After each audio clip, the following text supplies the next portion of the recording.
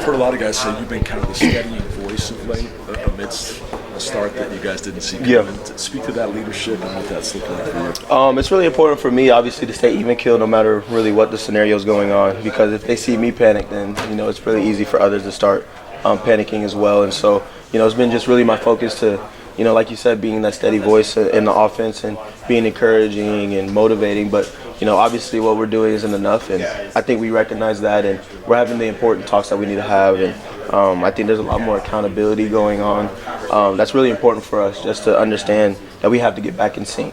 Because when you watch the film, it just doesn't look like we're in sync and we're in rhythm. And so a lot of that really resolves on how we practice. And I think we have to practice harder, we have to practice smarter, and we have to do everything that we would do in the first half in the second half as well. So it was a really good day. We emphasized it a lot, and I was really excited to see improvement this week for sure. Hey, Devin, you were chunking up the yards in the first half. What did UNLV do different in the second half? Obviously any team's going to make adjustments, and I believe that, they did a lot of the corner trapping away from the running back. So we did a lot of, obviously, wide zone to the boundary side, to the nub side is what we call it. And so they trapped, and we didn't respond necessarily quite well to that. Ultimately, I believe that we just weren't conditioned enough to play well in the second half. I don't know what that results to. Obviously, I believe that it's how we practice, and we're allowing those same habits that we practice with transfer over to the game. And so that's why I said we have to practice harder, especially in the later half of practice, and focusing on the intent, our daily habits, and because those ultimately are what you're going to rely on when you get tired in the fourth quarter. So when you look at West Virginia's defense, what do you see? Yeah, I see a group who's really sound, really disciplined. The linebackers specifically, they're really disciplined. They play their gap, and obviously they're coming to play with a little fire under their butt as well, just because coming off 2 losses as well. So it's a great opportunity for us. Obviously, it's going to be a tough environment for us, and it's right there for the taking for us to get back on track, and I think we're going to do that. Devin, is there a common mistake between practice and games that you've seen? I would probably just say in general, just the lack of pushing through tiredness, and things becoming sloppy, and that's what results in penalties and, not finishing on blocks and just simple mental errors as well when we get tired. And that's why we got to focus even more, because as you see in the first half, we looked really, really good, but in the second half, we didn't look good at all. And so that we have to find a fine balance between the two.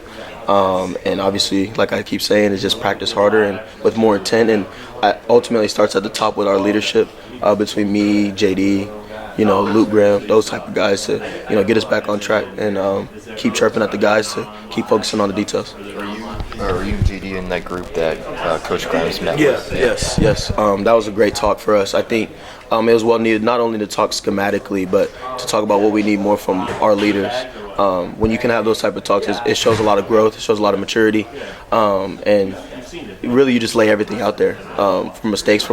There's mistakes all over the field from every position group, and we understand that, we accept that. But like I said, it's on us to fix those things and look for more solutions than keep looking at to blame people, to point the finger. It's up to us to fix it ultimately, and that's what us and Coach Grimes were talking about. So it was great talk for sure. Is that a common meeting? Is that something that you did with Andy a lot last year, or is this? I wouldn't say so. No, it wasn't. But new times, and I think those type of talks are good, and especially with how old we are on offense, I think you can respond a little bit better when you have a mature group of guys who've played a lot of football. Because ultimately, as soon as we get on field and we mess something up, we know it immediately, versus you might not know the mistake you make when you're younger in your career. So it's really important for us to get back on the right track, and I think that was a perfect start. Coach Leipold was saying your record's basically 0-0 now that it's Big 12 play. Do you guys feel that? Yeah, I think we understand that all of our goals are out in front of us, and ultimately the Big 12 matters most, and so we have to obviously play up to that. These are great teams that we're about to face, and we have to match their intensity and play better. We have to execute better on on all phases, honestly. And so, but a lot of the issues have stemmed from the offense just not producing and putting defense in bad spots. And so we take that personal, and we want to be better for our whole team. And it's really exciting opportunity for us this week.